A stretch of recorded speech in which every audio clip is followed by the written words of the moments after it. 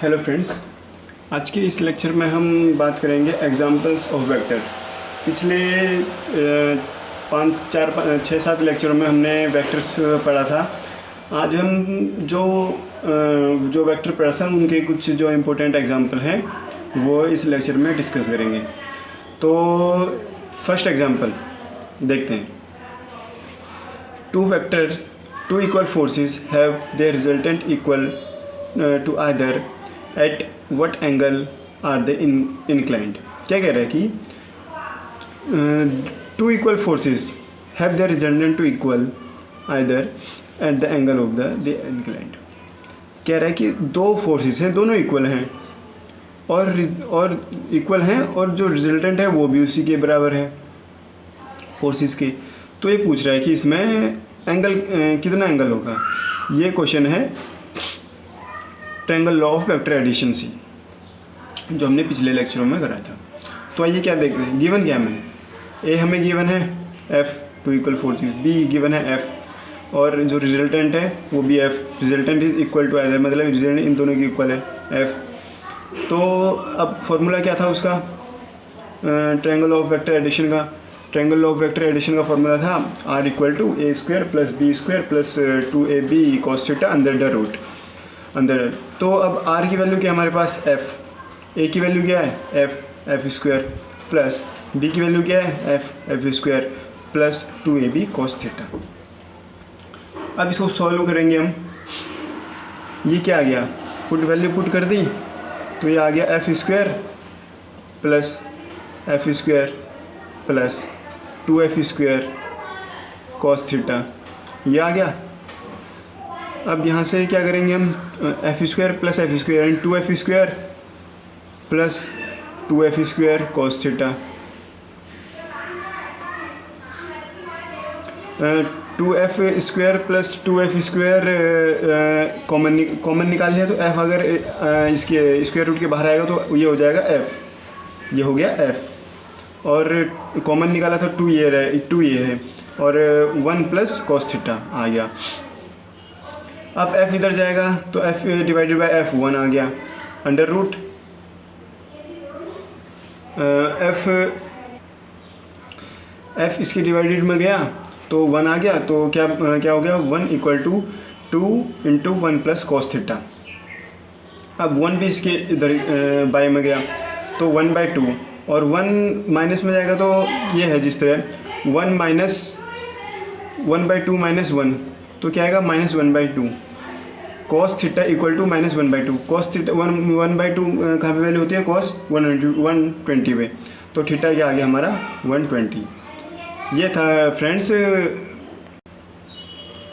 तो ये आ गया एंगल 120। ये क्वेश्चन था vector law of addition of vector law पे, वेक्टर लॉ ऑफ एडिशन उस पर बेस्ड था। अब अगला क्वेश्चन करते हैं।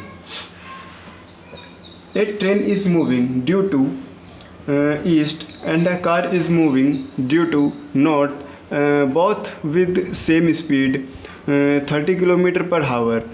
What is the observed speed and the direction of the motion of car to the passenger in the train?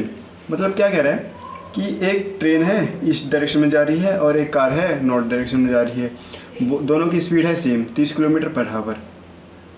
तो क्या कह रहा है कि जो कार है, कार में जो पैसेंजर बैठे हैं उनको ट्रेन की स्पीड और डायरेक्शन कैसी दिखेगी, क्या दिखेगी, ये क्वेश्चन है। तो इसके लिए सबसे पहले हम ये ड्रॉ करेंगे। ये ड्रॉ कर दिया हमने, ये हमने पहले डायरेक्शन ड्रॉ कर दी east west north south. East में क्या जा रहा है, ट्रेन जा रही है VA। नॉर्थ में क्या जा रहा है, कार जा रही है VC। इधर इसका नेगेटिव ले लेंगे क्योंकि हम क्या निकाल रहे हैं, रिलेटिव वेलोसिटी निकाल रहे हैं। ये आगे इसका रिजल्टेंट आ जाएगा, यानी रिलेटिव वेलोसिटी आ जाएगी, रिलेटिव वेलोसिटी CT, मतलब कार और ट्रेन की रिलेटिव वेलोसिटी। तो ये हमने ड्रॉ कर लिया। अब वेलोसिटी ऑफ ए ट्रेन क्या है, VT क्या है, OA।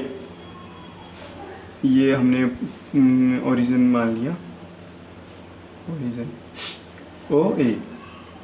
और वेलोसिटी ऑफ कार वी सी यानी ओ बी, ये पॉइंट हमने मान लिया बी, वेक्टर बी। और यहाँ पे वेलोसिटी ऑफ ट्रेन और वेलोसिटी ऑफ कार क्या है 30 किलोमीटर, हमें ये गिवन ही है पहले ही। तो अकॉर्डिंग टू क्वेश्चन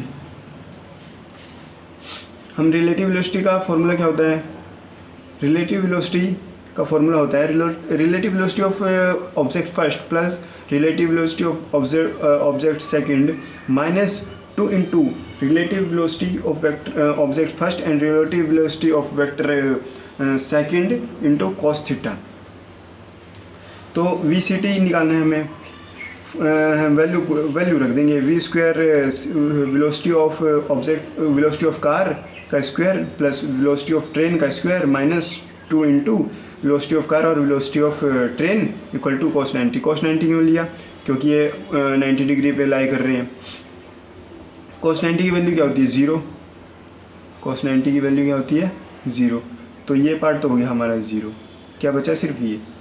अब ये बचा तो हमें ये तो गिवन ही है वेलोसिटी ऑफ कार और वेलोसिटी ऑफ ट्रेन 30 गिवन है। तो 30 का स्क्वायर प्लस 30 का स्क्वायर 900 प्लस 900, जिसको हम स्क्वायर रूट से निकालेंगे तो क्या आएगा 30√2 किलोमीटर पर हावर। ये था इसका सॉल्यूशन। ये क्वेश्चन था रिलेटिव वेलोसिटी से रिलेटेड था ये क्वेश्चन। अब हम अपना नेक्स्ट क्वेश्चन करेंगे।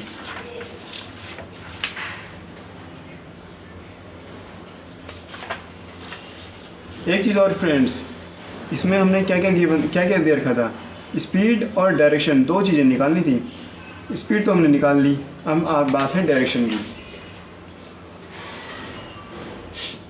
अब बात है डायरेक्शन की। डायरेक्शन कैसे निकालेंगे हम, if beta is angle which vector C D यानी car and train makes with the direction of the B C, then तो tangent beta equal to B C by O B, और B C और O B क्या है 30 यानी आ गया 1, tangent 45 यानी angle कितना आ गया 45 एंगल, यानी the car is moving west north direction, मतलब जो कार है वो वेस्ट नॉर्थ डायरेक्शन में चलती हुई दिखेगी पैसेंजर को।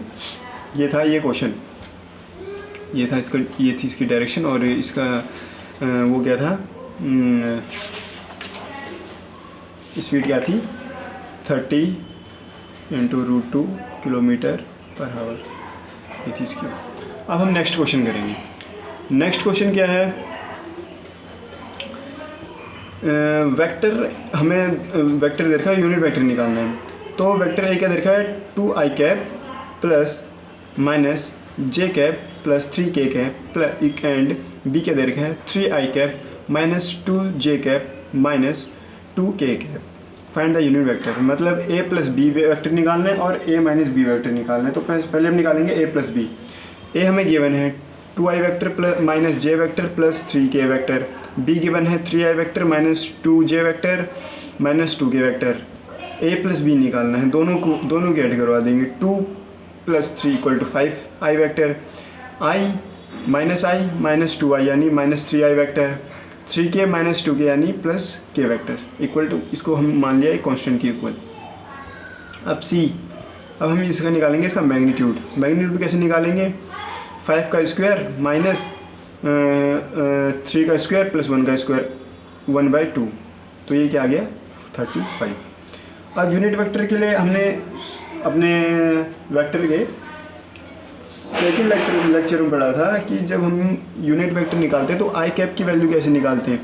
आई कैप, वहाँ पे हम आई कैप की, अगर ए हमारा वेक्टर है तो आई कैप की वैल्यू निकालते थे हम ए वेक्टर बाई में ए। तो वैसे यहाँ हमारे पास सी है तो हम ये कैसे निकालेंगे C vector by C. C vector क्या है हमारे पास, ये जो आंसर आया है ये सी वेक्टर है हमारे पास 5i cap minus 3j cap plus k cap, और c क्या है √35। तो इसको हम क्या लिख देंगे 5i cap by √35 minus 3j cap √35 plus k cap by √35। अब हमने a प्लस बी का वेक्टर तो निकाल लिया, अब हम निकालेंगे a vector a minus vector b। Vector a हमें गिवन है two I cap minus J cap plus 3k cap, और बी वेक्टर गिवन है हमें 3i cap minus 2j cap minus 2k cap. अब हमें निकालना क्या है, vector A minus vector B, vector A minus vector B निकालना है। तो इसके लिए हम क्या करेंगे, दोनों को सेपरेट करवा देंगे। दोनों को सेपरेट करवाए तो क्या आएगा, 2i cap minus 3i cap, तो क्या है माइनस i कैप, फिर माइनस i कैप और माइनस 2i कैप, यहाँ भी माइनस का साइन है तो ये प्लस हो जाएगा, यानी j cap plus 2j cap. तो माइनस करवाएंगे तो क्या आएगा माइनस i कैप, फिर है प्लस 3k कैप और माइनस 2k कैप। तो और यहाँ पे माइनस का साइन है तो ये माइनस माइनस प्लस, यानी 3 और 2 5, तो आ गया 5k कैप।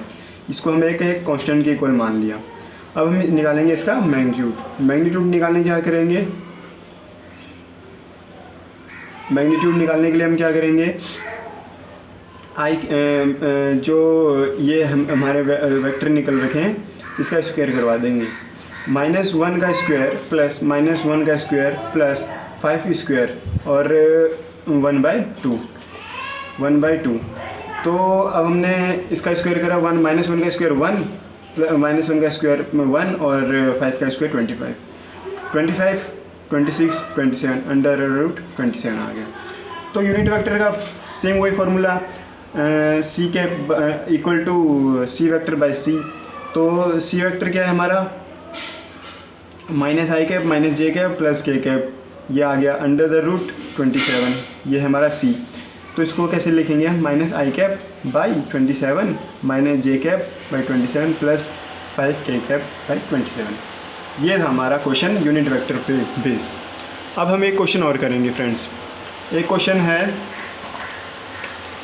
हमारे पास लेमिस थ्योरम के ऊपर। लेमिस थ्योरम के ऊपर हमारे पास एक क्वेश्चन है। क्वेश्चन क्या है देखेंगे हम।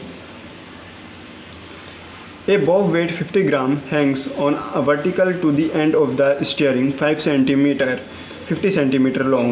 If 20 gram force is applied to horizontally, by how much distance of the bow pulled aside from the initial position when it reaches equilibrium position? क्या कह रहे हैं कि कोई एक बॉल है, उस पर हमने 50 ग्राम का वेट लटका दिया और जो जिसके थ्रू लटकाया है उसकी 50 सेंटीमीटर लॉन्ग वो है, क्या है, लेंथ है।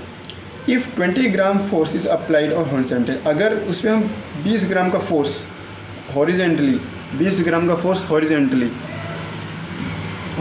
लगाएंगे, 20 gram force applied horizontally, by how much distance the bob is pulled outside the initial position, मतलब वो इनिशियल पोजीशन से कितना आगे जाएगा और वो इनिशियल पोजीशन से कितना आगे जाएगा, ये हमें दे रखा है क्वेश्चन में। तो हम ड्रॉ करेंगे।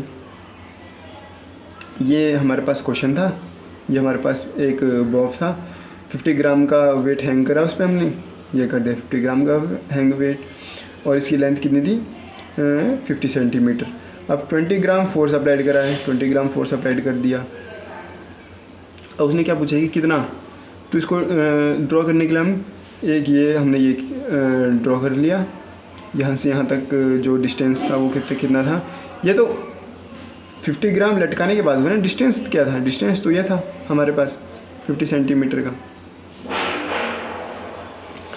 और हम इक्विलिब्रियम पोजीशन पूछी है उसने कि कितना वो होगा करके। तो गिवन हमें क्या है, मास दे रखा है 50 ग्राम, एफ दे रखा है 20 ग्राम। तो let the bob in equilibrium when it locate B, तो यानी एफ बाई सी बी। अभी बेस किस पे है, बेस है लेमिस थ्योरम पे बेस है। लेमिस थ्योरम क्या कहती है, A by sine alpha equal to B by sine beta equal to C by sine gamma, ये कहती है हमारी लेमिस इक्वेशन। अब F by C B M G by O C T by B O C B by O C B by O C equal to इन दोनों component को ले लिया हमने अभी। C B by O C equal to F by M G हमें given है 20 into 980 50 into 90 आ गया 10.4। अब हमने डायरेक्शन भी बतानी है। डायरेक्शन निकालने के हम क्या निकालते हैं, टेंजेंट निकालना अभी हमें थीटा ही है, तो थीटा कैसे निकलेगा हमारा टेंजेंट से। टेंजेंट क्या होता है बेस बाई हाइट, तो C B by O C, C B by O C, ये है इसकी हाइट, ये है इसका बेस, ये है हाइट, ये है base. C B by O C आ गई हमारी 0.4, यानी टेंजेंट क्या आ गया, टेंजेंट आ गया 21 डिग्री 48 सेकंड। ये जो ये साइन है ये डिग्री का होता है, ये होता है सेकंड का, तो थीटा आ गया हमारा 28 डिग्री और ये आ गया 48 सेकंड। अब हमने निकालने क्या है साइन, साइन निकालते ना साइन, तो in triangle O C B, in triangle O C B sine 21 degree और 48 सेकंड यानी C B by O P. 50 से इसको मल्टीप्लाई करवा देंगे, 50 से मल्टीप्लाई, क्योंकि 50 इसकी वो थी, 50 क्या थी हाइट, लेंथ 50 थी लेंथ, मल्टीप्लाई करवा के ये आ गया हमारा आंसर। तो फ्रेंड्स ये था आज के इस लेक्चर में कि हमने कुछ एग्जाम्पल करे थे। तो आपको हमारा ये वीडियो कैसा लगा ये हमें कमेंट सेक्शन में बताइए, और वीडियो को लाइक करें, शेयर करें, और अगर अभी तक हमारा आपने चैनल सब्सक्राइब नहीं करा है तो हमारे चैनल को सब्सक्राइब करें और बेल आइकन को प्रेस कर दें ताकि हम कोई भी वीडियो अपलोड करें तो उसका नोटिफिकेशन आपको मिल जाए। सो फ्रेंड्स आज के लेक्चर में बस इतना ही। Thank you friends.